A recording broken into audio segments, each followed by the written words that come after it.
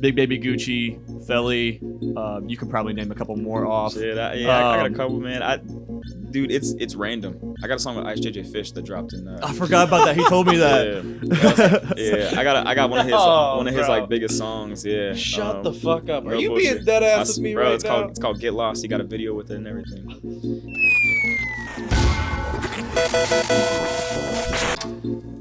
You know we start every show off the same, right?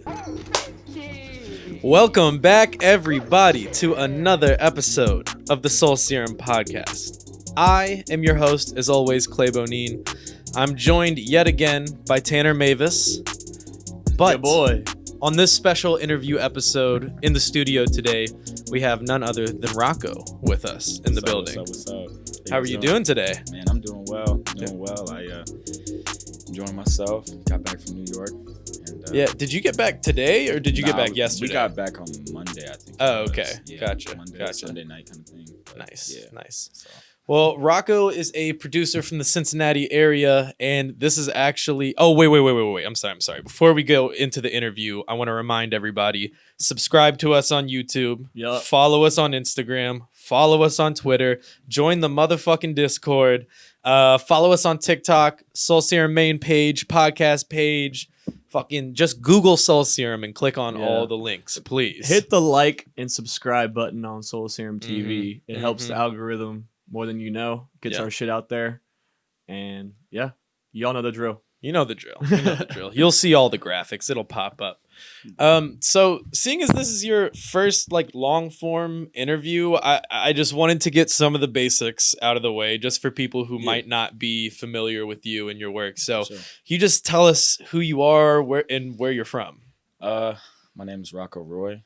I'm from Cincinnati, Ohio. More like northern, kind of towards like the Westchester area. Mason is where I went to high school, but I don't necessarily claim that. But you know, that's where I'm from. I feel like most people from Mason don't claim that. They don't. They really don't. I mean, it's hit or miss. Like you either love it or you're like, I'm out of here. Yeah. My biological family is from like Mount Healthy area, so Okay. I like associate with like Winton Woods kind of area. Got so, you. Nice. Got yeah, you. But And so you're a producer, right? yes, sir. Yes, sir. When did you start getting into music production? Or, I mean, have you always had like an affinity for music? Like, just run me through that a little bit. So, growing up, my brother was in like the church band and whatnot. He did like, he was the bass player. He did the lights for him. He did kind of like the whole setup for him. Kind of got their things rolling. Got them to get in the rhythm of making like, you know, good music, I guess, for like the Sunday service and whatnot. Nice. And I'd always see him in, you know, working in Logic and whatnot, because he had helped the church work on like their album or whatnot. And he kind of showed me Logic a little bit, and I was always sitting in the basement watching him work on, you know, like some alternative stuff. And I was always known as the football kid in the family. I was like not the musician. It was like, oh, he don't do music. Oh, he don't, you know, whatever. And it got to a point where my brother moved out and was like, hey, I got this laptop. And this was like 2013. And was like, yeah, Logic's already on there. Like, you know, let me know if you have any questions. And I was like, okay. And he moved out, and I text him every once in a while, like, hey, how can I do this? How can I do that? And some of the things that I was like trying to do, he didn't even know. Because I'm making, you know, I'm trying to make hip hop music, right? Right. And he's making alternative and stuff. So, around 2013, I've always been in a music family. How old are you? Around I'm 21. This time? Oh, at this time? Yeah. 13. 13 Around. So, but like when I said my brother was doing stuff for the church, this is when I was 6, 7, 8 years old. Okay. My brother's 4 or 5 years older than me. So the music, whether you knew it or not, was always there somehow in your family. Okay. It just was never supposed to be me. You know what I'm saying? It wasn't supposed to be my path. So then you started making beats around age 13 or 14. Yeah. When did you start taking it seriously though? When were you like, damn, I actually really enjoy this and this is very satisfying? When did that come? So around 2015, 2016, I'd say is when I started taking it serious, because I was still playing football and I was messing around with beats. And a lot of my friends just kind of was like, oh yeah, he make beats. And I made chill beats. I made like really relaxing, kind of like not lo-fi. It wasn't even lo-fi. It was like, I don't know, that wasn't necessarily like a term that people associated like chill music with. Yeah. So it was just like, oh, he make elevator music kind of thing, right? And I was like, fire, though. yeah, I would, get in the car and show my boys, and I would, throw in, like plug in on the laptop and start playing my beats and stuff. And I started getting serious when I had found this dude on the internet named Feli. Yep. And Feli made these little, videos when he's like 13, 14 years old, on his beat pad. And I was like, dude, I can do that. Cause he's like a dude from like a place like Mason, and he kind of disassociated himself a little bit, worked on his craft, and started doing his thing. And I saw a lot of motivation in that and was like, that could be me. Yeah. So I started sending beats to Feli. And how'd you make that connection? Like first, you just reached out? Dude, I had looked up his government name on Google Bruh. and found an essay that he wrote with his personal email at the very bottom of the essay. Whoa. And I had started flooding his email with beats. Bro, producers, are y'all listening? Bro. Like, this is the things you gotta do to get these placements. Yeah, bro. I wasn't trying to be on no like weird stuff, but I just was like, dude, like I really like what he's doing. Yeah. I see he's reachable. I think he has crazy potential, and like there was a part of me that was like, he's not reachable. Like I can't. And so I sent him like 30, 40 beats, which by the way, producers, do not send 30, 40 beats. Like they will not listen to 30 or 40 beats. They'll listen to the first 5 and whatever.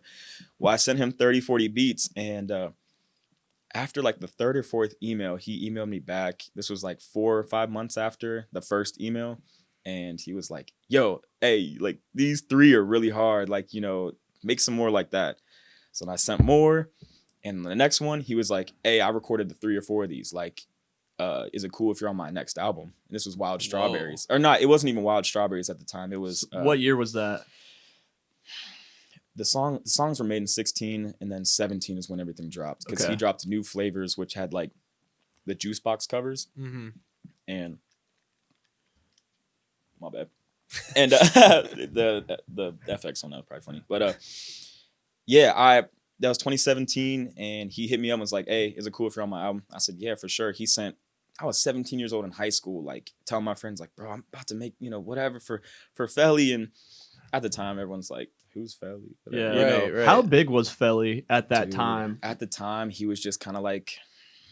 I had heard about Feli like 2015, 2016-ish, and I only know that because one of my friends, I won't say her name to keep her identity hidden, but if she's listening, she'll know. She went to a Feli, and there was some other dude who was always rocking with Feli. Gyps? Yes, Feli at Gyps concert, and I think Gyps wanted to take her back to the hotel. Hey, he liked that, and she didn't because she was with the dude at the time, and I was low key like, you fucked up. Oh no, Feli should have gone back. Yeah. So I know that I've been aware of him for a while. So yeah, 2017-ish sounds about right. Bro, he been in the game for a little bit. He's been making YouTube videos since like 2011. Yeah. And so you would say that connection, you sending beats to Feli like acknowledging you, saying you're hard, like that was kind of like what made you think like, oh, like, like I can do this. Dude, like, someone like Feli is fucking with me, like I can take this to the next step, It made me feel like anything was reachable. That's kind of how I've set, like that's what I've set in my head is like nothing is impossible here, because like you're really one person away from sure. Meeting the internet, bro. Like you literally used the internet. You found his fucking government name. Yeah. Found his email, sent it to him, and then you put that out into the universe, and it paid off. Exactly. I mean, in those emails, it was like, hey, like stop emailing me. Here's my number. And then we started texting back and forth. Like when it comes Christmas time, I'm like, hey, happy Christmas, Phil. And I don't know, just the relationship, the connections, like. I don't know. I'm so glad that I was a part of like early Feli, Yeah, for that sure. shit's just live. But yeah, the 2017, 2016 is when I started really just pushing. Yeah. Fire, bro. Yeah. So I was listening to a lot of the beats that you make. I was listening to like your whole Spotify while I was doing research for this, and you make beats that I wish that I could have made during my short stint as a quarantine producer. But what would you describe your sound as? And I know sometimes artists hate this question, but like if for people who have no idea who you are, what would you kind of describe your type beat as, if you will? Nah, I feel that. I like house oriented things. Like I like that house. I like electronic. I grew up on electronic alternative kind of stuff, right? Like I was explaining with my brother in the church music. So I would say like it's really hard, man. To me, I think they're very melodic. I think I like at least in some of the earlier stuff that I was listening to, I liked a lot of like the chord selections that you were using, the sounds that you were doing, and one note that I have, and this is in no way disrespectful, but some of the beats were like cute though. You know what I mean? Yeah, I really liked video game OST music. There it is. So I wanted to incorporate OST with like hip hop, trap. I want stuff that people can flow on, like, you know. And that's actually a really popular sound nowadays. Yeah, exactly. You know? And when I was making, I mean, if you looked on the dates on those, man, I was making like those little tapes, you know, 2017, 2018, and a little bit of 19, but I stopped working on that style of like electronic kind of stuff just because I wasn't receiving the love on it that I like was, you know, I was putting a lot of work into it, but I wasn't fazed by that. My sound, you know, has kept evolving, and I've been going back to house, like I said. So I think house is where my direction is right now. Nice. I'd say, and with like my last drop, so good, bad, and as well as lovesick, like those really showcase like my house side of things. Yeah, and that's what I want to do, because I feel like that house music is just, it's gonna be around forever. You know what I mean? It's hard to deny that, like an underlying like pulse and bounce. You know what I mean? Yeah. So you're kind of beating around the bush of a question that I kind of want to ask. Let's do it. So as far as a producer and how you see yourself and like your future, so there's like a couple different ways. There's a lot of different ways producers can kind of like, you know, build relationships and attack, you know, trying to be successful. You know, you got like Metro Boomin that like recently is just doing like straight collab albums with artists like 21 Savage, Offset. You got producer super groups now, like Internet Money, working on Dying, Neela World. And then you got people like Pierre Bourne that does like the producer art/artist route. Yeah. Where does Rocco Roy see himself like going as far as that direction next like 5-ish years? I see myself going in the producer artist route, because I ain't gonna lie, like I record and rap and I sing a little bit here and there, harmonize with myself when I got the time to, when I'm not working on other things. And the feedback that I get on a lot of my stuff that I hop on is positive. And I'm very like hard on myself. That's why I haven't necessarily dropped anything myself.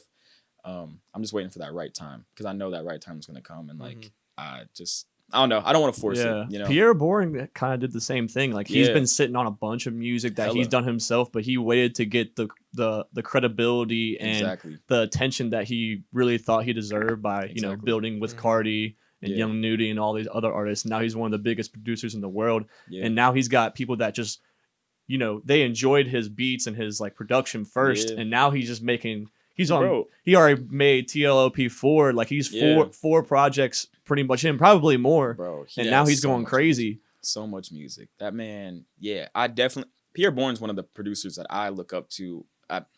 Maybe not so much now, because I feel like I'm just in a whole other like area where I'm just trying to focus. I don't really want to look up to anybody in specific, because I think that can throw people off a lot. Right. Yeah. If you say I want to be like that, you know, I want to do that. That throws off a lot, like, because then you just have this goal point that you're like, I have to be him. Yeah, I have exactly, to be that, and that's so not like, I don't know. I don't think that's the best route in a lot of cases. He took that's like, I feel like that was like a rare case of a route. Like I feel like that was a type of route that, well, the first one I've seen probably since like Kanye. Like Kanye, the producer artist route. Yeah, Kanye went in as a producer making beats for Jay-Z. Who else? Like I think Travis Rihanna. Scott's a little bit like Travis that too, though. But he had demos and shit that he was given to labels. And shit too. I think Travis always wanted to be the artist. He just happened to also be a really good producer. You know what I mean? Yeah. I will say, like, I love all the Pierre stuff. Some of the Pierre songs though where he's rapping, I'm really not a huge fan of. Not everything, but sometimes I'm just like, man, I wish, I'm not gonna lie, Pierre wasn't on this. I love all the features that Pierre has on Die Lit, bro. What's the song Right Now? Yes, now that one's fire. That one's fire. And I like that. The last one, Top Yeah. Man, he got his own sauce, his own flow. He does. That's True. exactly why he is like you said, it's like some songs you could say they sound the same, I guess you could say, but like not like it's him. You know what I mean? It's I him. think Pierre probably also knows that it doesn't really matter if he's on a song or not, because like he can make his beat style and his beat sound is like so important to hip hop right now that like it really doesn't matter. If Yeah. he- I got When so he gets many- that feature too, he'll get more points on the song too. Yeah. boy, right? On a Cardi song too. Yeah. Like I just definitely think he be in his own pocket, his own bag. And I know that I have hella songs on my SoundCloud, whatever, that are just like, some random artist on a Pierre Bourne beat. And I'm like, yo, this beat's so hard. Like, I love this song. Like, and I might not think about it, but like what I really like about this is the beat. Like, Right. So. So let's go. Let's take a step back. Let's keep it local for a second here. Can you just like list off some of your favorite local artists or local projects that you've worked on? We'll get to Man. some of the other placements later, but Yeah. but as far as Start kind local of first. in our immediate community here. Yeah, no, for sure. Well, shit, the album we worked on was Soul Serum. That shit was Wait, dope. is Interfusion. oh man. yeah, it's up there. Yeah. Oh yeah. Interfusion was. Wait, you did Do or Die on Yeah. that, right? Yeah, I helped So with- that was the song that was originally supposed to be on there, but the person who made him put the albums on there. So we wanted Shit, Do or Die. It's all but, good, man. yeah, I like we're here. that whole thing. Like, I feel like that's gonna be a big like timestamp, like For in sure. all of our People careers. look back. For Yeah, sure. because we're gonna look back and be like, when did that drop? Oh, they was all kicking it Yeah. then. Like, okay, Mhm. so shit, Interfusion, Griff's album, Yeah. Lukewarm, Pang, Summerhill.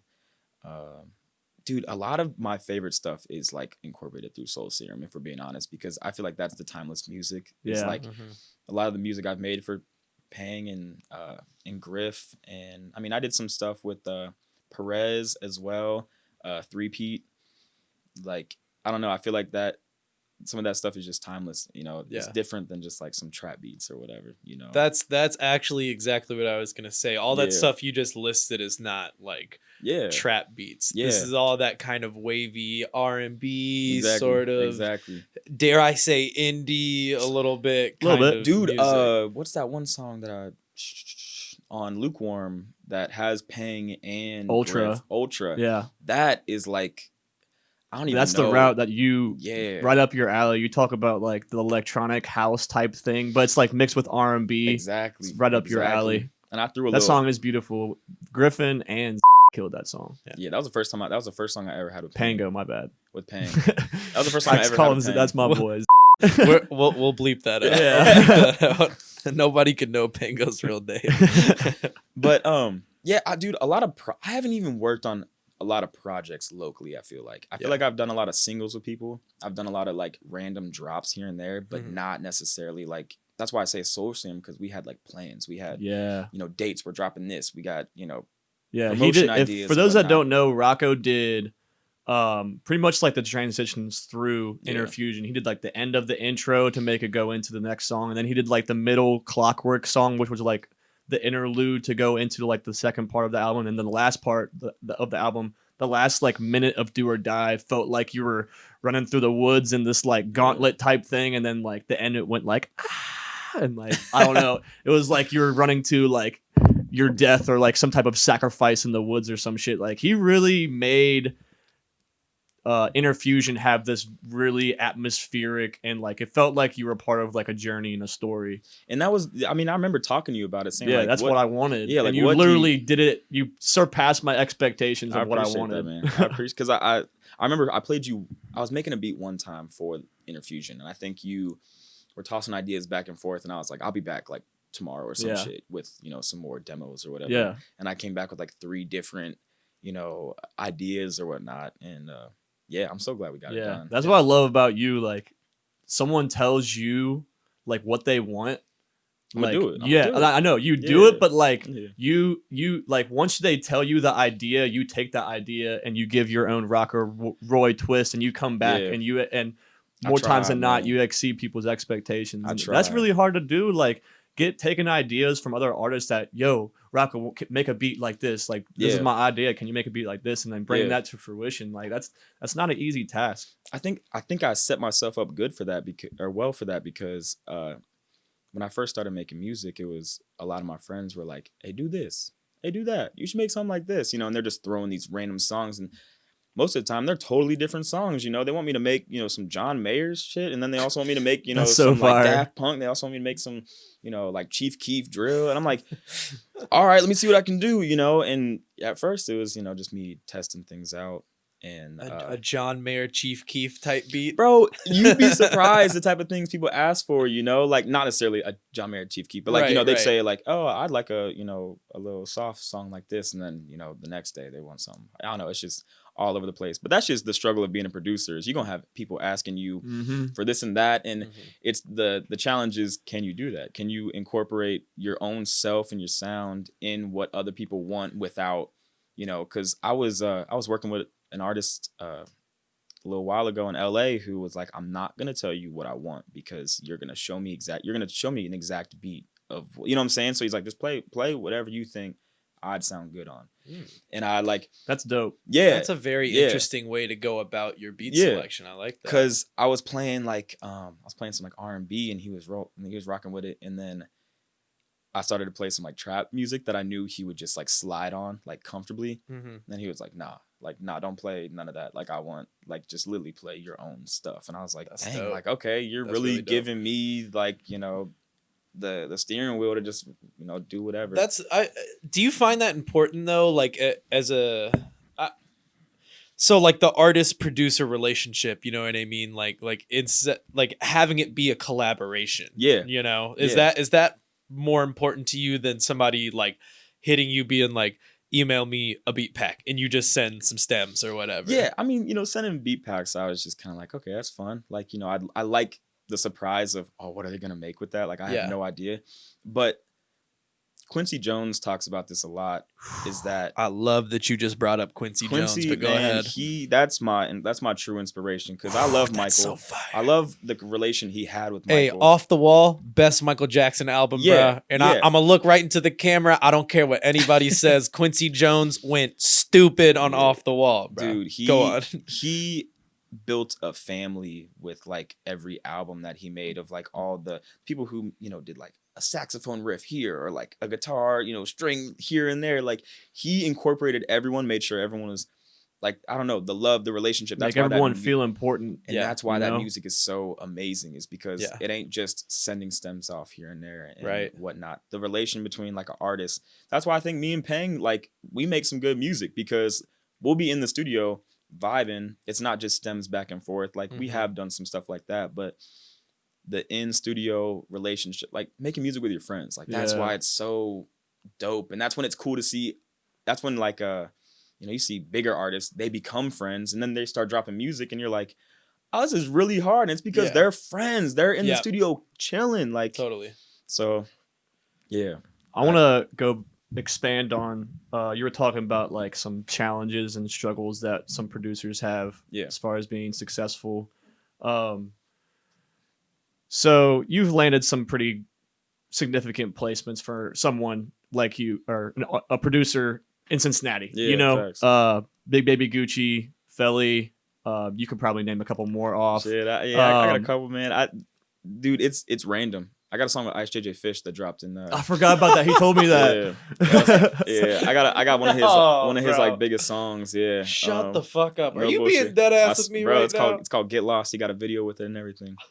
That's amazing. Okay, I'm sorry. I just would have never ever expected you to say Ice JJ Fish. And that's what I love about it. Like, that's one of those random features, one of those random artists that I like worked with when I was young as hell, and it just like ended up being like a little stamp in like Rocco's like music life, I guess you could say. So expanding on that, what are some tips you can give our producers that are watching to land that first big placement?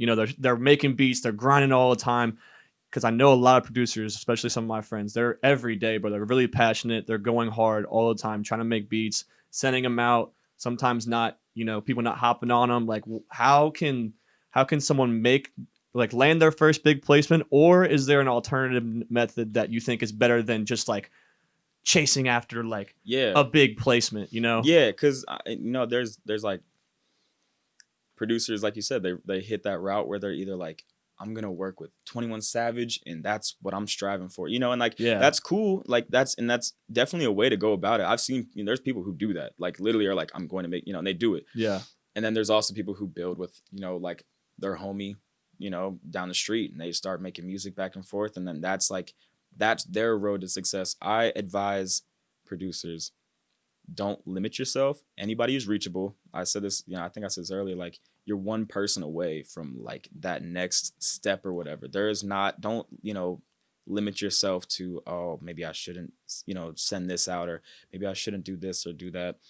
I think really just believe that, like, these are people who are, they're off the time, they're looking for beats. They're looking for music that, new producers. Like you providing value, like you are a producer. Yeah. Artists are actively looking for beats exactly. all the time. Exactly. And they like new producers. Yeah. Like, it's cool to have one producer here and there, but, they're always looking for new producers. And would you, like, hitting on that still, would you personally rather try to shoot and land a big placement and like continuing that type of relationship, or would you rather work with your homie or your personal, like a local guy, and build and blow up with them and build it up? I definitely say build it up, because that's the more like authentic way, because that rapper who you get that big placement with can kick you to the curb any second. Exactly. You know what I'm saying? But that's also another thing. If you meet a rapper who's big and you get a placement with them, don't just sell him beats. Become friends with him. Ask him how he's doing. Like, check in on him. Like, hey, bro, like, I seen you just dropped this. This is really dope. Like,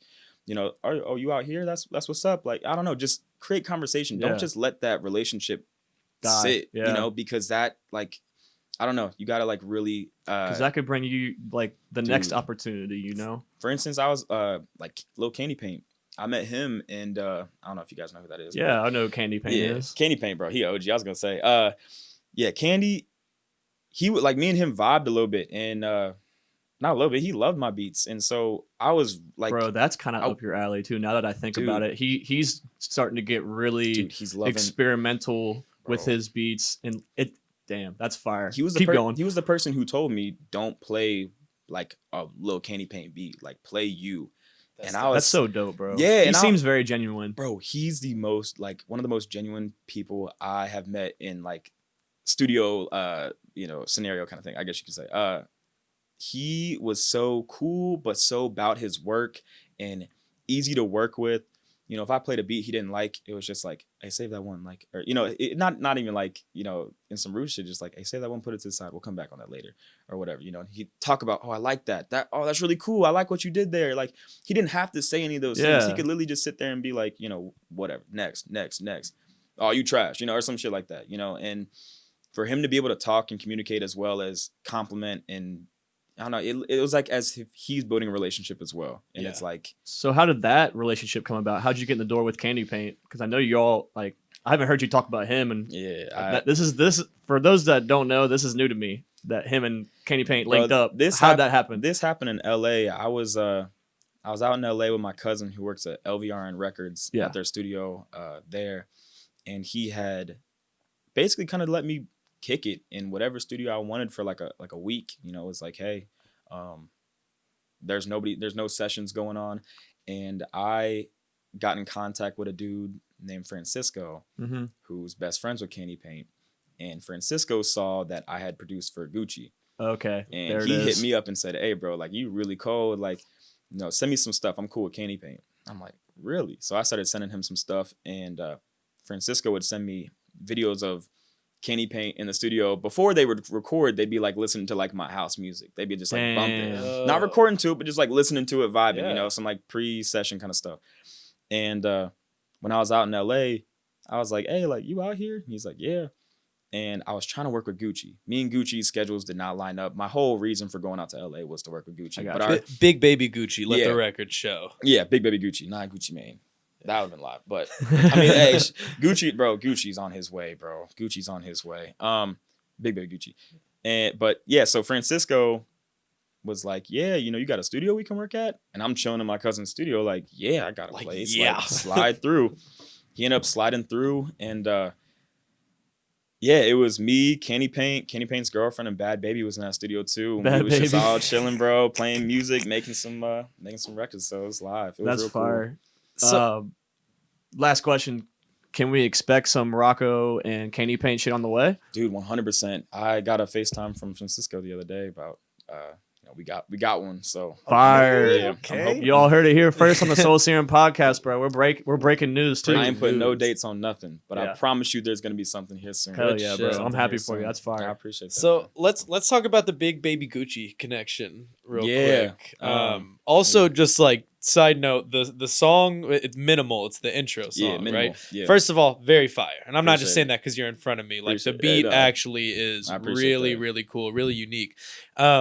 First of all, how did that come about? And second of all, does it make it more satisfying that it's the intro song rather than track like number 4 or something Yeah. like that? Yeah, man. I like the intro. I mean, with Interfusion, I was, you know, like the interlude. I would like to be known as that producer who makes the fire ass interlude. Like, you know, if you think about, you know, those like bonus songs in Yes. albums, it's like Yeah. those are so memorable. Wednesday Uh-huh. night interlude or like Summer's Over on Yes. like a lot of Swear to Drake. God. Like that's the goal. Yeah. But yeah, I like being number one on that track because that's the first thing you listen to. Right, That's right. the first thing you Sets gonna the hear. tone. That Exactly. like you would say statistically speaking, probably will get the most plays out of anything Yeah. on the album just because Yeah. people are gonna click on that first. Exactly. You know what I mean? Exactly. So then, how did you guys end up working together? So I had followed him back in like way back, maybe like 2016. One of my friends told me I should work with him. And then I'd send him some beats here and there. They weren't his style beats, whatever. And I had worked with a dude named Hollywood Sav. He RIP Hollywood Sav, but he was cool with Gucci. And he had followed me. Me and him had some music like kind of like working. Like I'd send him beats, he rocked with them, but we never dropped anything.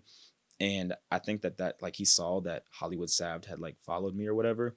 And so I had hit him up and he was like, yeah, send some stuff through. Nice. And that's how we got like the first connect. But then Fish, his producer, had downloaded one of my kits on YouTube. Ah, there was it like, is. hey, That's fire, bro. that- He's like, yeah, you need to send me some melodies. That was going to be a side question I had. Like, how did that happen? Because the rest of the album is produced by Fish, Yeah, basically. And like, yeah. I think there's one song that has like a couple producers on it, but Yeah. it's like you and Fish. Yeah, that's like the only people on dude, the album. all of Gucci's production in the past couple months has been only me and Fish, but mostly Fish. But yeah, Fish is crazy, bro. That man is so yeah, he talented. also makes some hard ass Dude, beats. he is so good. But yeah, Fish had hit me up, asked for one of my kits, was like, yo, send me some melodies as well. I sent him some melodies. Within 24 hours, Gucci sent us like 5 songs. And that was like every one of those songs went on Teen Spirit. And Nice. that was before, that was like with Gosha and whatnot. Yeah. And yeah, that was just like really, So I don't know. It's just did wild. you all do anything in person? Have you all like been in the studio together? So this has been like a all back and Yeah. forth sending thing. Yeah, so we were supposed to link in LA, but we ended up not linking in LA, sadly. Just our schedules just didn't line up, you know. And not in person, but it's gonna happen here soon. I already know it's gonna happen. 'Cause Yeah. he about to start up a label and stuff like that, and he's trying to like get more in studio sessions, I'm pretty sure. And I would like to be somehow like, I don't know. I just need to start traveling some more. I mean, I've been on the road, but I need to. Yeah, we've made that a goal for Soul Serum to travel more for videos and It's so essential. just expanding outside Yeah. of here. I know you know how important that is. It's super important. Especially because of the internet now, it's so easy to like link up with people, Oh, yeah. find people. So like, if you can get to a place, like then your chances I feel like have increased of like being able to work with Yeah. people outside of your normal circle. Yeah. Facts. Yeah, traveling is one of those things that I definitely think has elevated me a little bit more for myself, because it's like I'm in different areas where I can work with these people. And like I was saying earlier, the relationships, when you meet them in person, we've met before. You know what I Yeah. mean? It's not Yeah. just like I've DM'd you. Like, True. this And it's is just different environments, just getting Mhm. outside of your hometown, and you gain new perspectives by traveling, Yeah, you know. And when you come exactly. back home, it makes you want to grind even harder. yeah, You know. yeah. I got a personal question What's up, now. man? What's up? So I see you have a obsession with NSYNC. Hit And I do too, honestly. For I real? love NSYNC Hey, and man. Backstreet Boys. I grew up on like Backstreet Boys, NSYNC. Like, bro, I got two cousins that are girls that are Mhm. older than me, Oh, and so they had was the yo. NSYNC. What was that CD called with the when they were puppets and shit? What was that? But they had it on man? CD, bro, and we would do like choreographed like dances when we were Really? kids, just dancing to this shit all the time. Like, it's gonna be me, and Sync is like in my top 5 songs of all time. Like, I fucking love that song. I love Justin Timberlake. What is it? No strings attached. No strings Just the attached. Yes, puppet that's album, what it is, by no the strings way. attached. There we go. What is it about NSYNC that intrigues you, and like what is it? Shit. So when I was younger, my parents, like, we had like 4 DVDs in the house. Like, like, no, it wasn't even that. There was no DVD player. We finally got a DVD player. There was like 3 or 4 DVDs in the house. Everything else was VHS. One of them is like, like some Christmas special shit. And then the other one was NSYNC, Madison Square Garden, 1990. Or it's like 2000 something maybe. I'm not sure. Ooh, I'm gonna try and find that on YouTube Bro. because that's probably crazy. Bro, this show is insane. And I used to sit in front of the TV and watch it over and over and over. And like you said, the dancing, I used to practice like dance moves that, like, I'd see JT Yeah. doing or whatnot. And bro, literally, I love Justin, bro. I thought he was so dope. Like, I just thought he was like the next level. I knew he was gonna break apart. And Yeah. do his Yeah. own thing. He was so magnetic, bro. Yes. And my aunt had made like these little like jumpsuit kind of things for me that we called ourselves the Roy Boy Band.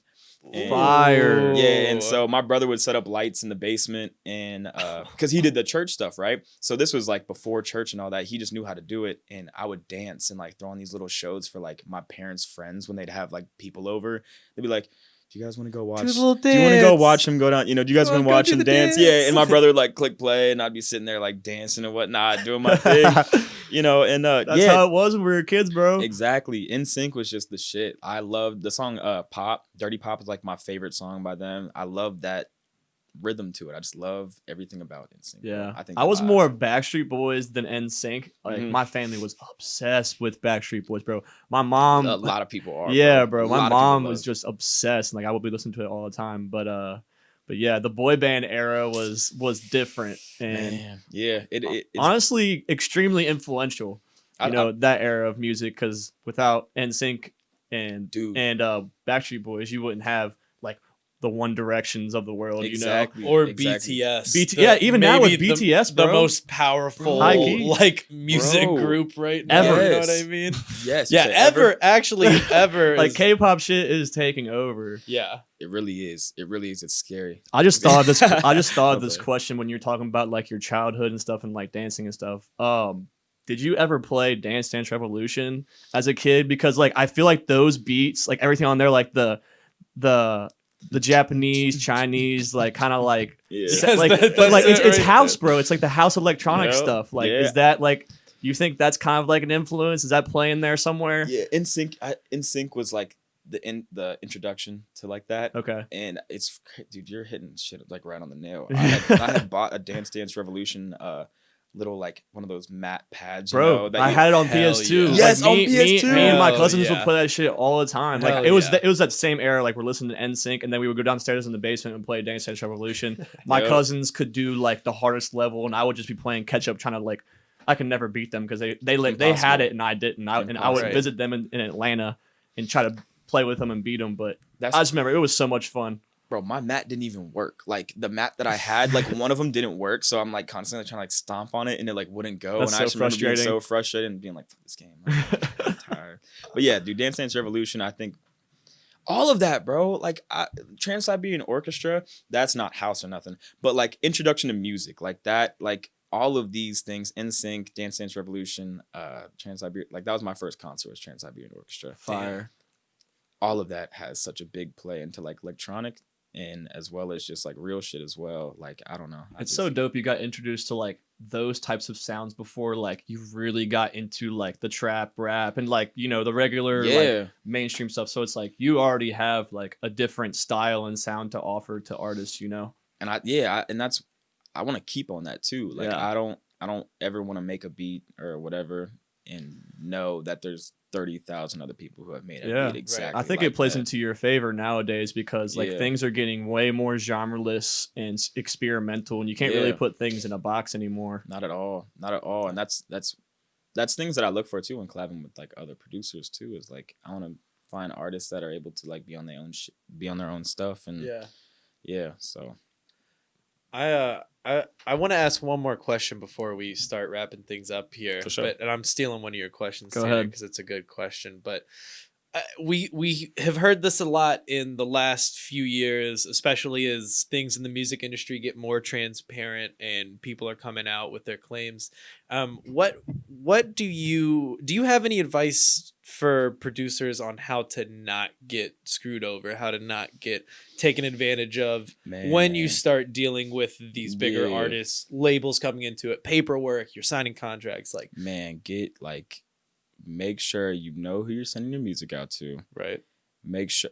Another thing is I don't even make full beats. My beats are like 50 seconds long. I'll make sure they're not full composed beats. You know, they want to rap. Smart. If they want to rap on it, they're gonna have to go in there. They're gonna have to extend it themselves. They're gonna have, you know what I mean? they're gonna have the stems, so it's damn near impossible. But so they have to contact you and to a degree, and get it out of you and sign contracts and get it done. That's smart as fuck. I don't have like the time to necessarily like copyright every single beat that I've ever made. Like, of course not. Nobody really do. So like, I know people who are on stuff like that who are like, hey man, I'm not sending nothing out till it's, you know, and it's like, good luck, you know, because it's gonna take a while. But just make sure you know who you're sending your music out to. Make sure you know like the type of people you're dealing with as well. Because, you know, if you just sending out random, I've heard of stories of I met this Uber driver who sent a beat pack in for a submission for like an Eminem like feature or some shit like that. Sending this beat and had gotten word back, hey, we really like this track. We'll let you know if there's any more information on like this contest. Well, he tuned into the radio one day, you know, like a year later, and he hears this beat and goes, what the heck? Like, I'm pretty sure I made this. And then here's the dude who he sent the beat to on top of it. And I'm not sure if he said that there was like an Eminem feature on it, but I'm pretty sure he told me like, yeah, they basically just jugged my beat and took it. So you just got to be careful. You really got to be careful with who has. Do you advise getting a lawyer as a producer? I don't have my own lawyer. I got my cousin. My cousin takes care of all that. He works with LVRN. Yeah. And that is like already a name in itself. So, you know, that helps. If you get an email from him, you know, just know, you know, it might be some cease and desist shit if you post it, you know, I don't have my permission, you know. Right. Can we end this on this one last question here? For sure. So for all of our younger producers, not even younger producers that, you know, aren't established yet or just looking to, you know, get into the scene, make some noise, in your opinion, let's give them 3 attributes / skills that a producer needs to be successful in climbing the ladder. Give them like 3 solid ones.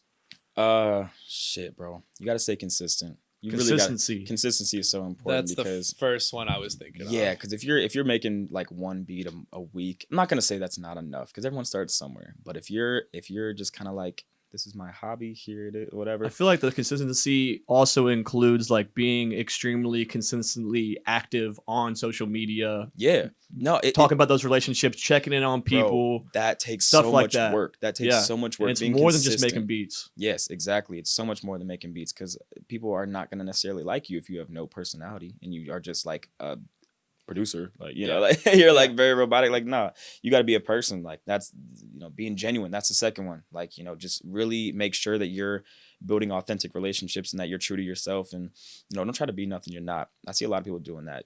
Really just try to like find out what you like, find out what type of music you like and make it. Like, don't make what you want to hear. Don't be like, I want to make this because somebody else is making this and that's what's blowing up on YouTube. Don't do that. That's not going to help you. So I said, yeah, stay true to yourself, genuine, consistency. Last one, man, shit, enjoy it. Just really enjoy it. If you're not enjoying it, then what's the point of doing it? Facts. And You could that's say, you know, what's good though is I think those 3 attributes you could put on a lot of different things, yeah. crafts, and that's still a Yes. very true Yes. statement. You know, Yes, and bro, producing is a job in itself, just like a lot of the other, things out here in this world. Yeah, It's a those job. 3 things should be consistent because, as we know, bro, like climbing this ladder of success, it's not this like linear thing that's just like it's Not up, at all. it's ups and downs. But if you keep Not at all. those 3, what was it? Consistency, being genuine, and enjoying it, no matter what. If you're up here, down here, It don't matter. it don't matter It don't because matter. you're doing what you love. Yeah, I'll tell you, it's just it's a bumpy ass road. Yeah, You're gonna be bro. up and down. It is for all of us. Flatline for a little bit, but like, dude, you're always gonna go back up. Like that's Exactly. what I've noticed, at least. Especially if you do those 3 things, you're gonna end up going back up. So Facts. well, is there anything else that you want to speak on? Anything else you need to say before we wrap up? I'm speaking this into existence, and this is like the first thing. I'm just saying this right here. Me and High Tech gonna have some music coming here soon. Woo! So I'm just putting that out there. I'm speaking this into existence. You so. hear that, universe? You hear that I'm trying shit? to be like one of the young bulls working with Tech, because That's man, fire. I don't know. I look up to that man so much. Yeah, Yeah, for those who so don't know, much. High Tech, legendary Cincinnati producer that's produced for some of the legends back in Anybody. late 90s, early 2000s. man. He Yeah. just dropped some music with he was on Busta Rhymes' new album. Yeah. Fire. Wait, is Yeah. that who Anderson .Paak shouts out in his Yup. NPR Tiny Desk where he's like, Yup. DJ High Tech made this beat? Yup. He's from Ohio? Yeah, Is he from Cincinnati, bro. Cincinnati? Cincinnati. bro. Dead Yes. ass? Dead ass. I had no idea. Yeah. DJ High Tech is from oh wow. Yeah, he worked okay. he worked on 50 Cent's Legend. Yeah, 50 yeah. Cent's, like most famous album. I Get forget. Rich or Die Trying? Yeah. Wow, that's gnarly. Yeah. I got some Do some research to do. on him. I bro. gotta go watch the MSG NSYNC concert, you and really I do. gotta look up You really DJ do. High Tech. Yeah, he's got a really beats. dope Mass Appeal interview on YouTube where they came to his house in Cincinnati. Tight. He has like, and he Rhythm Roulette. Yeah, he gets that. He Oh, has this yeah, thing, yeah. the rhythm roulette thing, where like Dude, he goes to like everybody's records. I don't even know where that's at, but like I think it's in Cincinnati. Yeah. And he gets like 3 different records and makes this insane. yeah, bro. he'll like basically do like a blind picking of like 3 different vinyls and like And just put makes a 3 of them all together and make a beat. Yeah. I got some research to Yeah, do. nah, he insane. He insane. That shout out High Tech, bro. Yeah. Yep. Shout out High Tech. As always, follow us on Instagram, subscribe to us on YouTube, follow us on Twitter, join the Discord. You know the fucking vibes. You know the deal. Yeah. Follow us on TikTok. Our hot takes are gaining a little bit of traction. I feel like you're in the lead right now as far as I know what like, the kids hot want. take traction. said, "I know Tanner, what the kids want." Tanner always bringing up Lil Peep. Tanner's always bringing up X. X. You know, Yeah, I brought up Jack Harlow last week. The kids want that now. True, the kids do want Jack Harlow. What And people want. with that being said, I want to thank our guest Rocco for coming Yo, on today, man. We thanks for really, having really me, appreciate man. it. He did this in a pinch too. Dude, Champions adjust. Yeah, shit. I can adjust my time, man. For y'all, Soul Serum, this family, bro. Like y'all, all love for you guys, man, for real. So We I appreciate appreciate it. you guys so much for having me. Like, Thank you, it means a lot. So And I think with that being said, my name is Clay Bonine. My name is Tanner Mavis. I'm Rocco Roy. Yeah. We appreciate you guys listening. That's what's up. New episodes every Monday. You already know what's going on. We're out. Deuces. Peace.